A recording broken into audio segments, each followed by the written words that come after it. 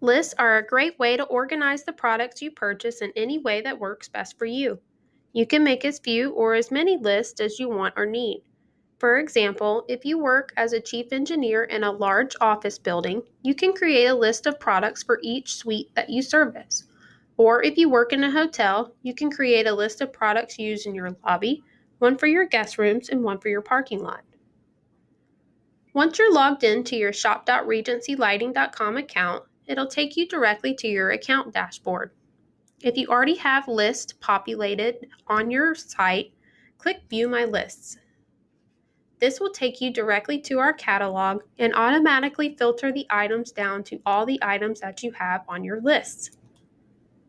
If you'd like to look for an item and add it to a new list, simply X out of your filter, find the product that it is you're looking for, and when you're ready to add it to a list, click the Add to List button located in the bottom right-hand corner of the item card. This will give you a drop-down where you can add it to an existing list, or you can add it to a new list by clicking Add New List. Once you title your list, hit Go, and now you have the product saved. We're always here to help.